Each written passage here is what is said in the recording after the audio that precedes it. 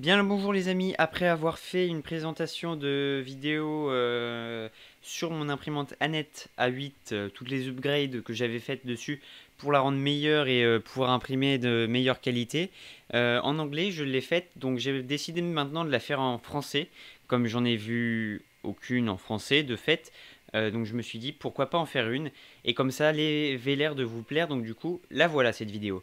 Actuellement, je suis en train d'imprimer des frame brace, c'est ce qui se met ici. Donc, tout simplement, pour maintenir le cadre de l'imprimante, pour éviter les vibrations et d'avoir de meilleure qualité.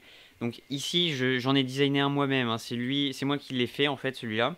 Avec les petits bâtons comme ça, c'est moi qui l'ai fait pour qu'il soit moins long à imprimer que les autres modèles qui étaient disponibles sur Thingiverse. Je l'imprime actuellement comme vous le voyez, et ce qui est assez impressionnant, c'est que regardez, il arrive à imprimer dans l'air en quelque sorte, et je m'étais jamais autant risqué oula, autant risqué à l'imprimer dans l'air, des trucs comme ça.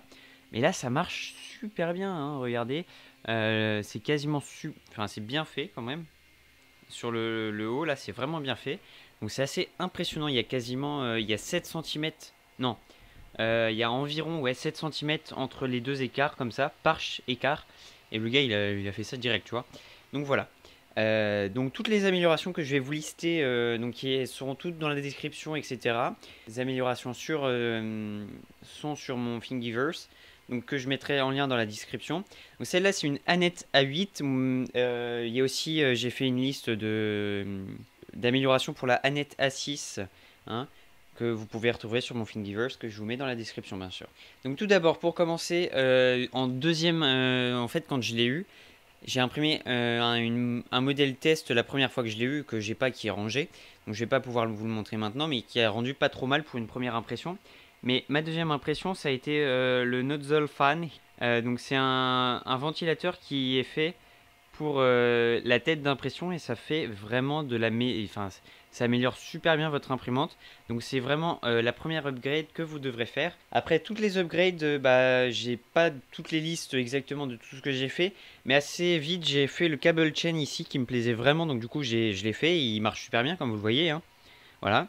Au début j'ai fait un peu trop court, donc du coup j'en ai rajouté un, mais j'avais plus de noir. Enfin si, j'en ai encore un peu, mais je préfère le garder. J'avais plus de noir, donc j'ai fait en gris. C'est pas très grave. Après j'en ai fait un ici. Ça c'est une pièce magique, on va dire, hein. Parce que ça permet d'éviter que votre truc se lève et qu'il se fasse bouffer par la tête chauffante, là, la buse, quand il passe par là. Donc c'est vraiment super. Une petite amélioration vraiment super avec le cable chain, ça fait vraiment super bien. Donc là j'ai aussi les end stop, un truc plus simple pour les end stop, hein, c'est vraiment beaucoup plus simple. Je parle trop sur le côté. C'est vraiment beaucoup plus simple pour régler notre plateau, etc. Enfin les têtes quoi. Juste là, c'est vraiment beaucoup plus simple. Après, comme vous pouvez le voir, j'ai une amélioration ici pour éviter déjà les petites vibrations. Ça réduit pas mal, ça améliore un peu la qualité, mais les braces, enfin ce que je suis en train d'imprimer euh, réduisent encore plus tout ce qui peut être vibration. Bon là, je vais pas vous le montrer parce que sinon ça va tout décaler sur mon impression, donc je préfère pas trop. Mais voilà. Donc voilà.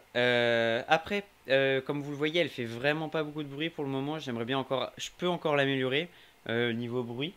En fait, ce qui fait le bruit là, vraiment, c'est les moteurs. Donc les moteurs de ici, quoi, qui sont placés là et de l'autre côté et derrière, qui font du bruit. Il y a aussi les ventilos qui font aussi beaucoup de bruit, donc ça c'est assez gênant. Il y a aussi mon alimentation, le ventilo de l'alimentation. Je vous expliquerai pourquoi j'ai changé, etc. Donc j'ai fait ça comme upgrade pour baisser le bruit. J'ai mis des dry lines, ça s'appelle. Ces petits bouts de plastique qui se mettent sous le plateau, juste là par exemple. Voilà. Au lieu des roulements à billes qui font masse bruit dès le début, ben, j'ai mis ça et ça fait beaucoup de moins de bruit. J'en ai mis sur le plateau et sur la tête d'impression. Donc ça réduit vachement le bruit en fait. Après, comme amélioration, j'ai fait des petits bumpers. Ça réduit vachement le bruit aussi parce que moi j'étais sur une planche, enfin je suis sur une planche en bois, donc les vibrations, ça se ressent encore plus. Qui est après du spool holder, qui est un peu plus au-dessus. Je prévois de le mettre un peu plus au-dessus pour moi, pour que les vibrations, enfin qu'il y ait moins j'ai une meilleure qualité tout simplement parce que c'est pas super bien de mettre du poids sur votre imprimante comme ça. C'est vraiment déconseillé, mais je suis obligé de le faire en quelque sorte pour le moment. Donc c'est comme ça et puis voilà. Donc j'ai ce spool holder, comme vous pouvez le voir peut-être j'ai du 10 mm en tige filetée. Je me suis trompé quand je l'ai acheté. Donc du coup les petits spools machin là, enfin voilà les petits trucs qui sont là, j'ai dû en refaire en 3D. Parce que sinon les 8 mm ne passaient pas. Enfin c'était des trucs pour 8 mm. Et je préférais avoir un truc parfait qu'un truc qui ne passait pas du tout. Voilà, j'en ai refait, on peut retrouver tout ça sur mon Thingiverse et donc voilà, c'est simplement. Du coup, la bobine déroule très bien aussi, elle se déroule très très bien, hein. Il n'y a pas de problème sur ça. J'ai fait des anti-wobble de l'axe Z ici. J'ai fait les bell tensioners ici. Donc ça, le petit pour le plateau quoi. J'en ai fait un. J'en ai pas fait pour cet axe-là, pour l'axe de la tête, parce que tout simplement, j'ai pas assez de courroie. Elle est plus assez longue en fait, donc du coup, je ne peux pas les mettre pour le moment. C'est mon seul problème. Derrière, j'ai un truc pour attacher la courroie. Plus simplement, c'est vraiment utile. Donc, pour en venir à l'alimentation, pourquoi j'ai plus l'alimentation d'origine? Parce que l'alimentation d'origine a tout simplement cramé, c'est une alimentation assez réputée pour cramer comme ça. Donc, du coup, j'ai dû la changer. À un moment, elle a commencé à faire des étincelles et comment dire, sentir beaucoup le cramer. Donc du coup, tu vas pas la laisser plus longtemps travailler, enfin faire marcher comme ça. Du coup, j'en ai acheté une avec un ventilateur intégré dedans. Voilà, c'est super. Et donc du coup, pour ça, j'ai dû faire un petit adaptateur qu'on voit là, qui est là, la petite pièce grise là. Donc ça, c'est un adaptateur qui marche super bien, que j'ai placé ici. J'ai mis des petits trucs pour visser plus simplement le lit, enfin le lit chauffant quoi, pour le régler plus simplement. Bah, j'ai mis un petit truc pour l'écran LCD, ça fait sympa, je trouve, c'est pas mal. Un petit truc en gris, donc c'est plutôt pas mal, c'est plutôt pour l'esthétique. Après, donc moi j'imprime surtout en PLA comme vous pouvez le voir, donc c'est des bobines d'1 kg de PLA. J'en ai deux autres là, hop, ici, en gris et noir. Après, j'ai des bobines test de filaments qui sont juste là, c'est de l'ABS, mais j'imprime jamais en ABS parce que pour moi, l'ABS c'est très dur à imprimer et c'est plutôt polluant et c'est très. Enfin, le PLA au final c'est plus simple comme vous le voyez, hein.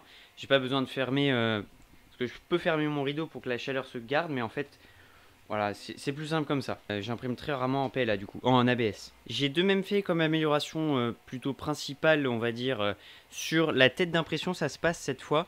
Vous voyez, il y a déjà un dust filter que j'ai modélisé par moi-même, qui est sur Thingiverse, que vous pouvez retrouver simplement dans la description. Donc voilà, il est là tout simplement. Il est très utile, hein, ça enlève vraiment beaucoup de poussière, etc. Et juste au-dessus, la petite partie grise qui est soutenue par deux vis, c'est le maintien du ventilo ici pour qu'on puisse l'enlever et changer le filament beaucoup plus simplement. Donc ça me permet de changer le filament plus simplement parce qu'au début, la pièce qui est fournie n'est pas vraiment très adaptée à cette imprimante.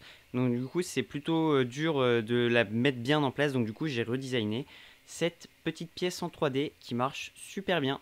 J'ai de même mis un petit détecteur de fumée ici au plafond, hein, après l'avoir mis auparavant sous le lit dans la dernière vidéo. Parce que la fumée monte. J'avais déjà pensé quand je l'avais mis, mais je préférais quand même le mettre là. Mais maintenant, vraiment, je l'ai mis là-haut et donc il est plus sûr de marcher. Il réagira plus vite s'il y a un feu, quoi. Mais ça m'étonnerait, hein, vu la sécurité que j'ai améliorée sur cette imprimante. Ça me paraît dur qu'il se mette en marche un jour. J'ai mis un carbone 3D, ça s'appelle un sticker en fait, qui se met sur l'imprimante juste pour la rendre plus jolie, tout simplement. Hein, comme vous le voyez, c'est en carbone 3D. Je ferai sûrement d'autres vidéos sur la Net A8 parce qu'il n'y en a vraiment pas beaucoup en français. Plaisir de vous en faire en plus. Si vous avez d'autres questions ou quoi que ce soit, posez-les moi dans les commentaires, j'y répondrai au plus vite possible et avec le plus grand plaisir. Et puis si ça peut vous aider, voilà.